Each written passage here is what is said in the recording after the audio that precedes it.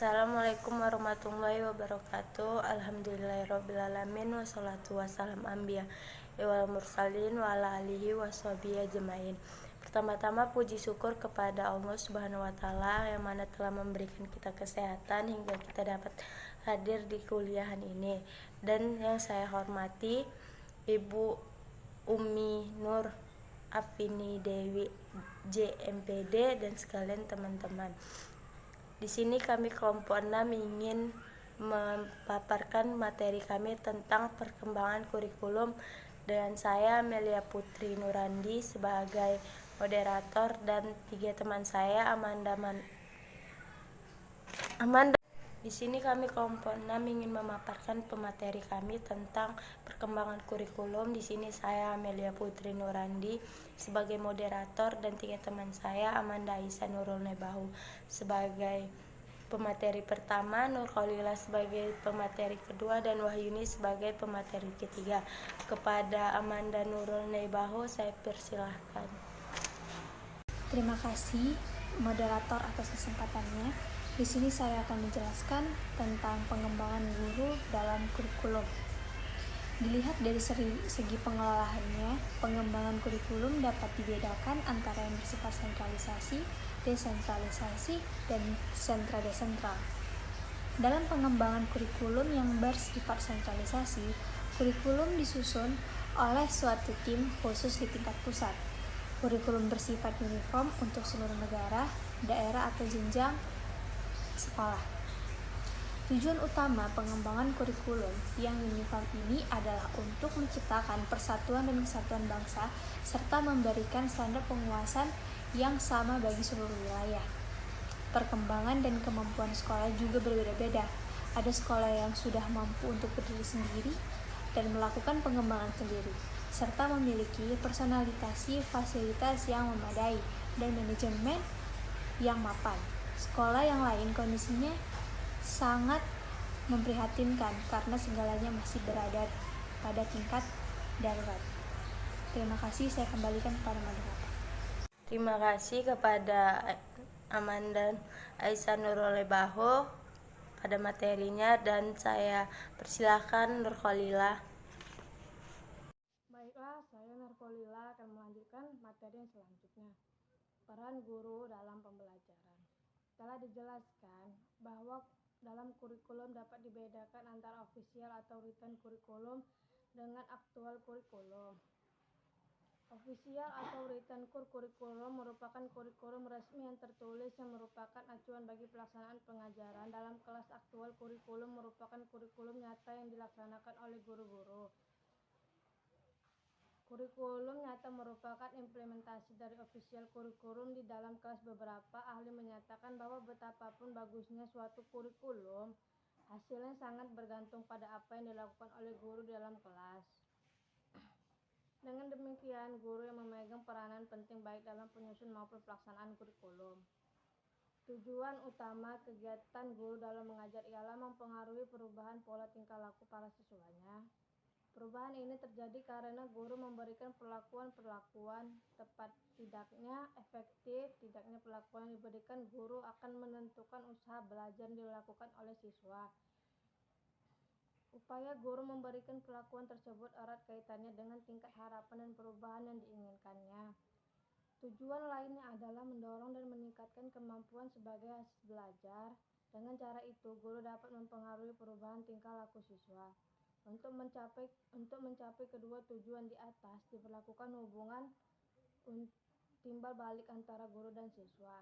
Guru menyenangi siswanya, bersikap menerima, mengerti, dan membantu. Sebaliknya, siswa juga harus menerima, menyayangi, dan menghormati gurunya.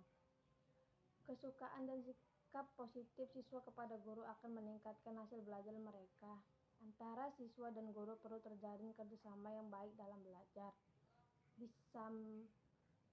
Di samping itu, guru harus memberikan kesempatan dan menciptakan suasana kelas yang bebas untuk mendorong siswa memecahkan sendiri masalah-masalah mereka hadapi.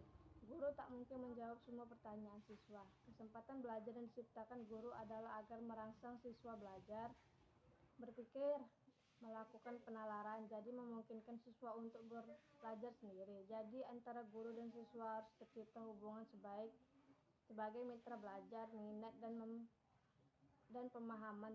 Timbal balik antara guru dan siswa akan memperkaya kurikulum dan kegiatan-kegiatan belajar mengajar pada kelas bersangkutan. Terima kasih kepada Nurfalila atas pematerinya dan saya persilahkan Wahyuni. Baiklah, saya Wahyuni akan melanjutkan materinya, yaitu C, yang mempengaruhi dan hambatan dalam pengembangan kurikulum. Setelah mendapatkan pengaruh dari kekuatan-kekuatan yang ada dalam masyarakat, terutama dari perguruan tinggi dan masyarakat. Yang pertama, perguruan tinggi. Kurikulum minimal mendapat 2 pengaruh dari perguruan tinggi. Yang pertama, dari pengembangan ilmu pengetahuan dan teknologi yang dikembangkan di perguruan tinggi umum. Yang kedua, dari pengembangan ilmu pendidikan dan keguruan serta penyiapan guru-guru. Keguruan lembaga tenaga pendidikan. Telah diuraikan terlebih dahulu bahwa pengetahuan dan teknologi banyak memberikan sumbangan bagi isi kurikulum serta proses pembelajaran. Jenis pengetahuan yang dikembangkan oleh perguruan tinggi akan mempengaruhi isi pelajaran yang akan dikembangkan dalam kurikulum. Yang kedua, dari masyarakat. Sekolah merupakan bagian dari masyarakat dan mempersiapkan anak untuk kehidupan di masyarakat. Sebagian besar dari agen di masyarakat, sekolah sangat dipengaruhi oleh lingkungan masyarakat di masa di mana sekolah itu berpartisipasi tersebut berada dalam lingkungan masyarakat. Isi kurikulum hendaknya mencerminkan kondisi dan dapat memenuhi tuntunan dan kebutuhan masyarakat di sekitarnya. Masyarakat yang ada di sekitar sekolah mungkin merupakan masyarakat homogen atau heterogen, masyarakat kota atau desa, petani, pedagang atau pegawai, dan sebagainya. Sekolah harus melayani aspirasi-aspirasi yang ada pada dunia usaha. Perkembangan dunia usaha yang ada di masyarakat mempengaruhi pengembangan kurikulum tentunya, sebab sekolah bukan hanya jenis pekerjaan dan perusahaan yang ada di masyarakat menuntut tinggi dan menuntut persiapannya di sekolah. Dan ada pula sistem nilai. Sistem nilai ini di dalam kehidupan masyarakat terdapat sistem baik nilai moral, keagamaan, sosial, budaya maupun nilai politis. Sekolah sebagai lembaga masyarakat juga bertanggung jawab dalam memelihara dan penerusan nilai-nilai. Sistem nilai yang akan dipelihara diteruskan tersebut harus terintegrasi dalam kurikulum. Masalah utama yang dihadapi para pengembang kurikulum menghadapi nilai ini adalah dalam masyarakat nilai itu tidak hanya satu. Masyarakat umumnya heterogen dan multifase. Masyarakat memiliki sekelompok Masyarakat umumnya heterogen dan multifase. Masyarakat memiliki sekelompok etnis, kelompok vokasional, kelompok intelek, kelompok sosial, spiritual, dan sebagainya. Yang tiap kelompok sering memiliki nilai yang berbeda. Dalam masyarakat juga terdapat aspek-aspek sosial, ekonomi, politik, fisik, estetika, etika, religius, dan sebagainya. Ada pula hambatan-hambatan kurikulum adalah: yang pertama, hambatan itu terletak pada guru yang kurang berpartisipasi dalam pengembangan kurikulum. Hal itu disebabkan beberapa hak kurikulum yang kurang tepat waktu. Yang kedua, kekurangsesuaian pendapat baik antara sesama guru maupun pengembangan kurikulum dan administrator. Yang ketiga, karena kemampuan dan pengetahuan guru sendiri, hambatan lain datang dari masyarakat. Untuk pengembangan kurikulum dibutuhkan dukungan masyarakat baik dalam pembiayaan maupun dalam memberikan umpan balik terhadap sistem pendidikan atau kurikulum yang sedang berjalan. Hambatan lain yang dihadapi oleh pengembangan kurikulum adalah masalah biaya.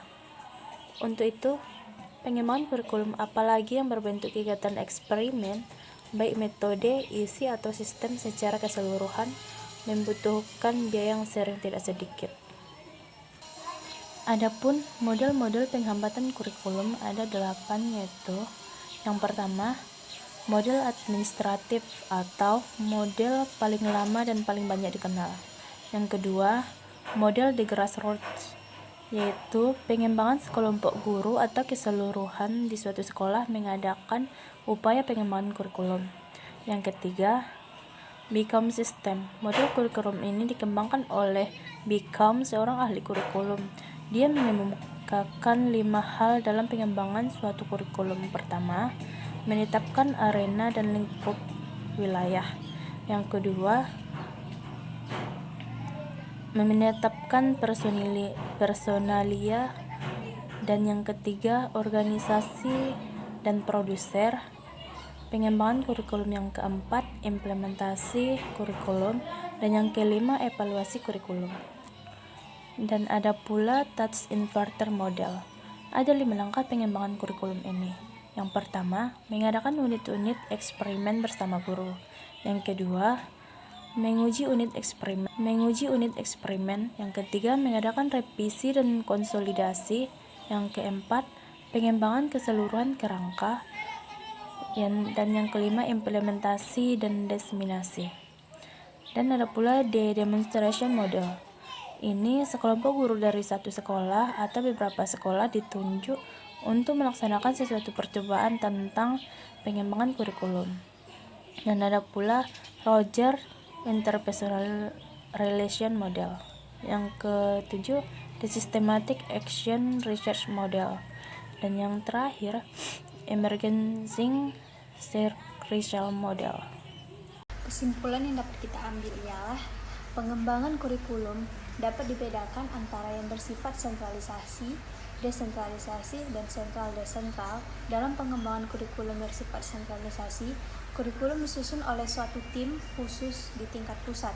Kurikulum bersifat uniform untuk seluruh negara, daerah, atau jenjang sekolah. Tujuan utamanya, pengembangan kurikulum yang uniform ini adalah untuk menciptakan persatuan dan kesatuan bangsa serta memberikan standar penguasaan yang sama bagi seluruh wilayah. Baiklah, kami kelompok 6 hanya ini yang dapat kami presentasikan. Lebih dan kurang kami mohon maaf. Assalamualaikum warahmatullahi wabarakatuh.